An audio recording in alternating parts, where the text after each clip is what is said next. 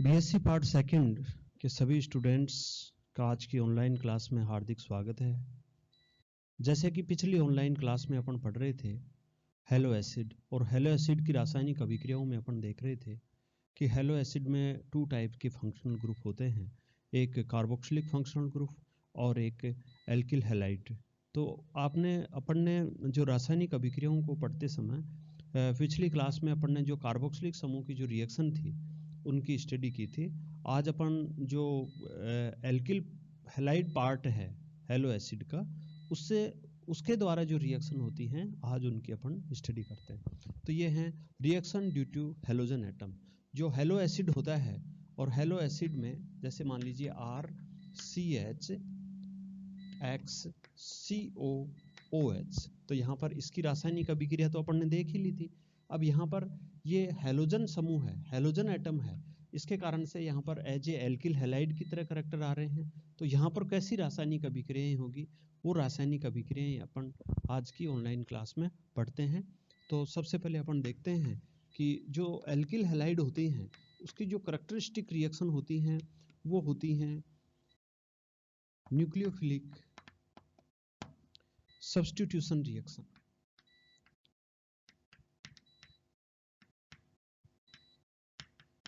तो यहाँ पर जो एल्किल हैलाइड पार्ट है वो न्यूक्लियोफिलिक सब्स्टिट्यूशन रिएक्शन देता है, और उस न्यूक्लियोफिलिक सब्स्टिट्यूशन रिएक्शन के दौरान न्यूक्लियोफाइल्स का अटैक होता है और वहाँ पर हेलोजन एटम है वो एक लिविंग ग्रुप के रूप में हट जाता है। जैसे अपन कुछ रासायनिक अभिक्रियाएं देखेंगे यहाँ पर, जैसे RCH X COOH, और यहाँ पर नम सिल्वर ऑक्साइड से अपन इसकी रिएक्शन करवाते हैं, मतलब AgOH से रिएक्शन करवाते हैं।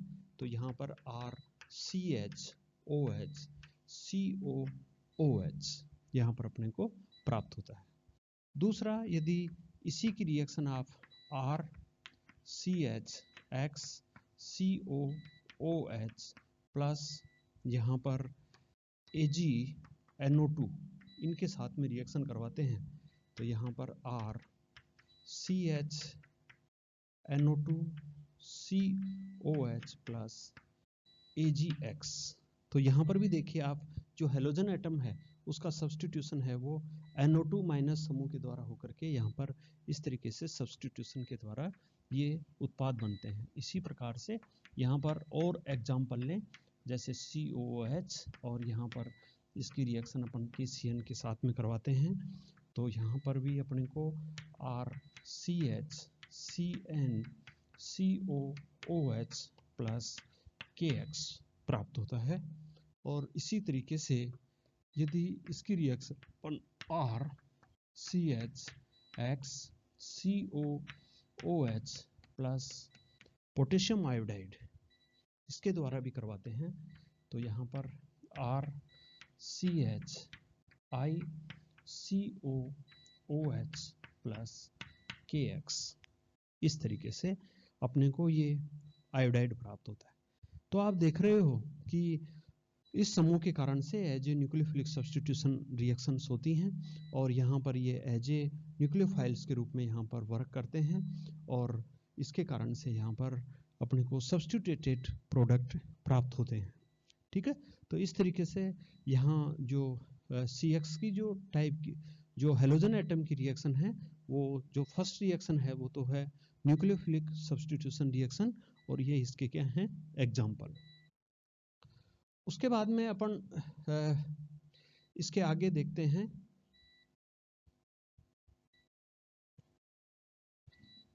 B करके दूसरी रिएक्शन, और दूसरी रिएक्शन में अपन देखते हैं रिएक्शन विथ एसिड, क्षारों के साथ अभिक्रिया।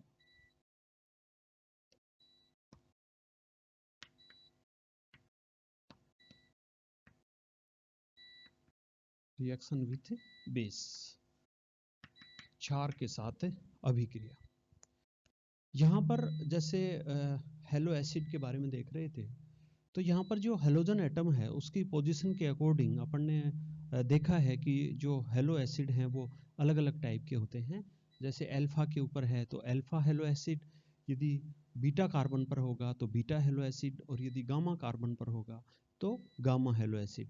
तो यहाँ पर यदि अपन हेलो एसिड की रिएक्शन बेस के साथ में करवाते हैं तो वहाँ पर जो अल्फा और बीटा और गामा हेलो एसिड है उसके अकॉर्डिंग अपने को अलग अलग प्रोडक्ट प्राप्त होते हैं। जैसे कि आप यूं देखिए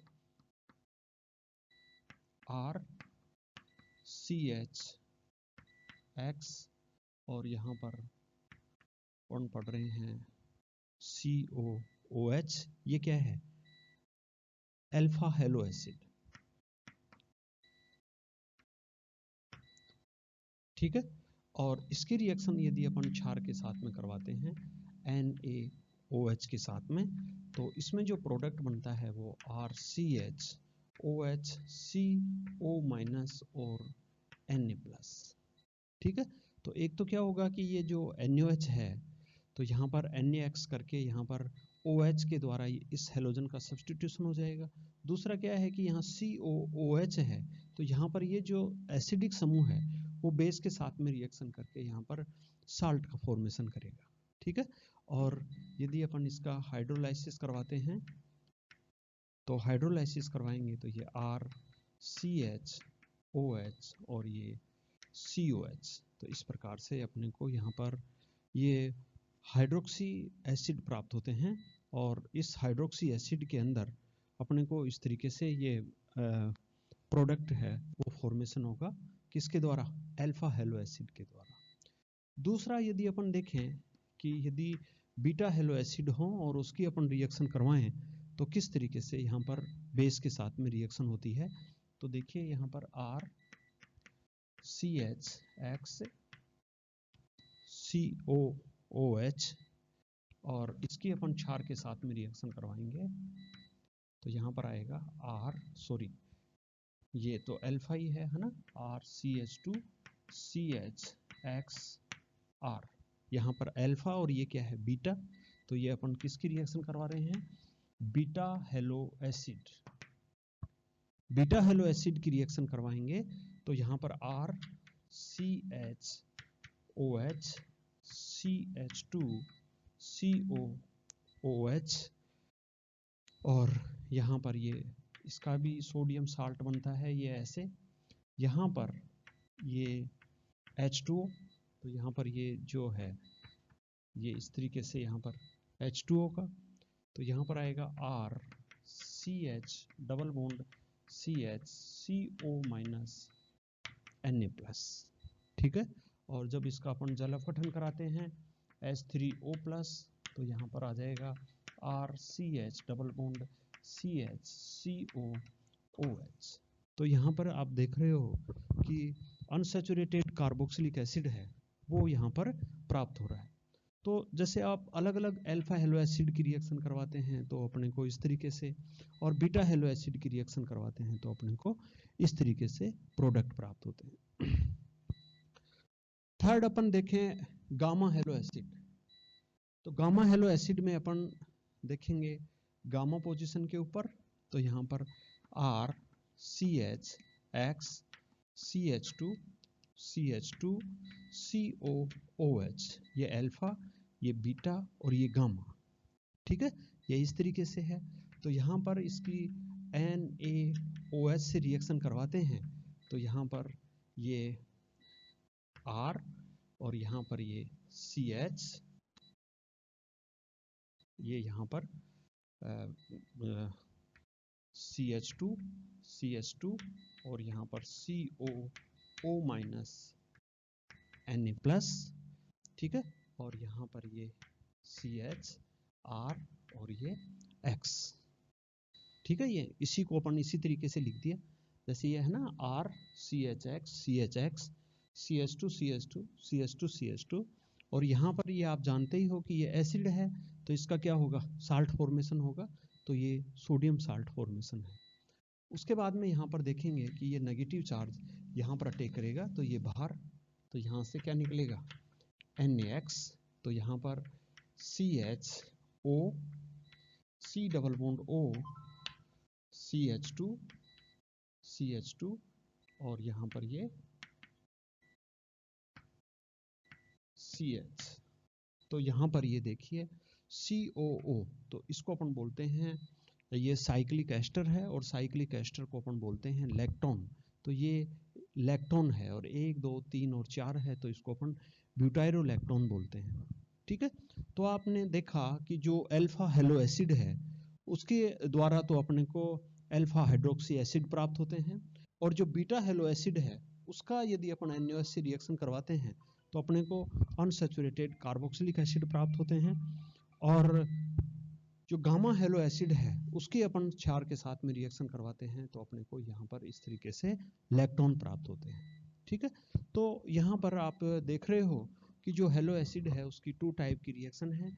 एक तो कार्बोक्सिलिक एसिड की रिएक्शन, तो उसमें आपने तो पढ़ा है एस्टर फॉर्मेशन, और एक आपने पढ़ा है हेलाइड फॉर्मेशन, एक आपने पढ़ा है इसके द्वारा, एक तो अपन क्या करते हैं एस्टर बनाते हैं, एक इसके द्वारा अपन एसिल हैलाइड्स का फॉर्मेशन करते हैं, और एक अपन इसके द्वारा यहाँ पर एस्टर है, एसिल हैलाइड है, और इसकी रिएक्शन एक अपन PCl3 और PCl5 और यहाँ पर अमोनिया के साथ में भी इसकी रिएक्शन करके यहाँ पर इसका एमाइड बनाते हैं। ठीक है, तो यहाँ पर एस्टर, एसिल हैलाइड और एमाइड ये अपन COH समूह के द्वारा बना लेते हैं। CX है उसके द्वारा अपन गामा न्यूक्लियोफिलिक सब्स्टिट्यूशन रिएक्शन, और इसकी रिएक्शन विथ बेस, तो बेस के साथ में रिएक्शन करवाएंगे तो अल्फा बीटा और गामा जो हेलो एसिड हैं वो डिफरेंट प्रोडक्ट है उनका फॉर्मेशन करते हैं। ठीक है, तो इस तरीके से अपन जो हेलो एसिड है उन हेलो एसिड्स को आसानी से पढ़ सकते हैं। उसके बाद में देखो हेलो एसिड है, उसके बाद में ही अपन देखते हैं हाइड्रोक्सी अम्ल। जैसे ये हेलो एसिड है उसी तरीके से एसिड का डेरिवेटिव है हाइड्रोक्सी अम्ल।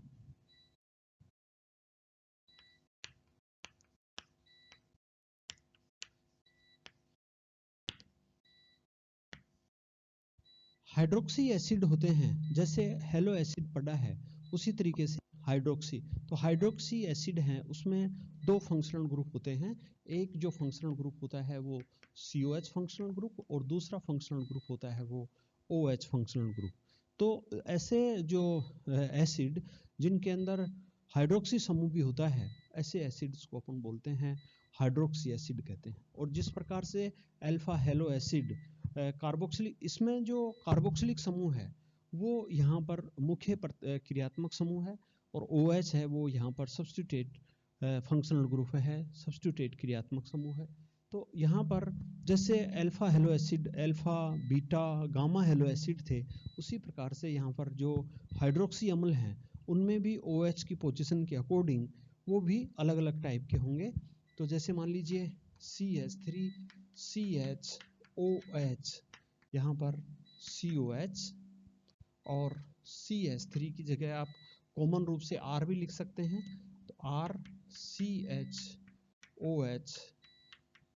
CH2 COOH, और R CHOH CH2 CH2 COH। तो यहाँ पर जैसे अल्फा बीटा और गामा, तो ये क्या है गामा हाइड्रोक्सी एसिड, यहाँ पर अल्फा और ये बीटा, तो यहाँ पर बीटा हाइड्रोक्सी एसिड, और यहाँ पर अल्फा, तो इसको अपन कहेंगे अल्फा हाइड्रोक्सी एसिड। तो इस प्रकार से आप देख रहे हो कि अलग अलग टाइप के एसिड्स हैं वो अपने को प्राप्त होते हैं, alpha hello acid, gamma hello acid, और सॉरी बीटा हेलो एसिड और गामा हेलो एसिड। तो इसके आधार पर अपन इनको ये अलग अलग डिवाइड कर लिए। अब अपन 1 बाय 1 इनकी रिएक्शन पढ़ते हैं। एक जैसे alpha sorry alpha hydroxy acid, beta hydroxy acid और गामा हाइड्रोक्सी एसिड, तो इनकी मेथड ऑफ फॉर्मेशन देखेंगे। तो मेथड ऑफ फॉर्मेशन में अपन एक एक की मेथड ऑफ फॉर्मेशन देखेंगे। तो सबसे पहले अपन देखते हैं अल्फा हाइड्रोक्सी एसिड। तो यहाँ पर देखिए अल्फा हाइड्रोक्सी एसिड और अल्फा हाइड्रोक्सी एसिड के अपन देखते हैं method of formation.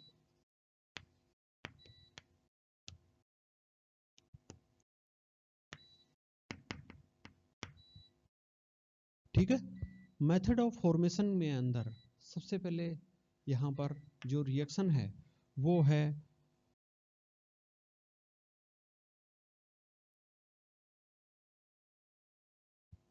Alpha hello अम्ल उनके जल अपघटन से। तो अल्फा हेलो एसिड हैं, उनके जल अपघटन के द्वारा अपन किस तरीके से इनका सिंथेसाइज करते हैं। तो यहाँ पर आपने देखिए, इससे पहले की जो आपकी रिएक्शन थी उसमें आपने देखा कि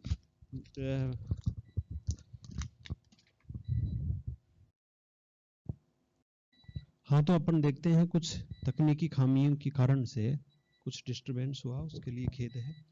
यहाँ पर जो अल्फा हाइड्रोक्सी एसिड है उसकी मेथड ऑफ फॉर्मेशन में अपन देखेंगे alpha hello alpha hello acid के जल अपघटन से।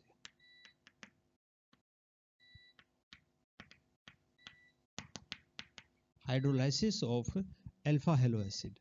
तो देखिए जैसे यहाँ पर RCH2COH, जैसे ये सामान्य एसिड है और इस सामान्य एसिड की रिएक्शन अपन रेड फास्फोरस और ब्रोमीन के साथ में करवाते हैं तो इसका अल्फा हेलोजिनेशन होता है।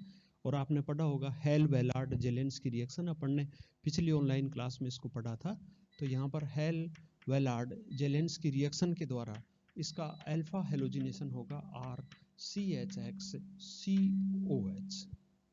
और जब इसका अपन हाइड्रोलाइसिस करवाते हैं H3O+, तो यहाँ पर हाइड्रोलाइसिस से RCHOHCOOH यहाँ पर अल्फा हाइड्रोक्सी एसिड प्राप्त होता है। ठीक है, तो ये जो है वो अल्फा हाइड्रोक्सी एसिड है, उसके बनाने की क्या है विधि है। ठीक है, और इस तरीके से आज अपन यहाँ तक ही पढ़ते हैं, बाकी का नेक्स्ट क्लास में। Thank you.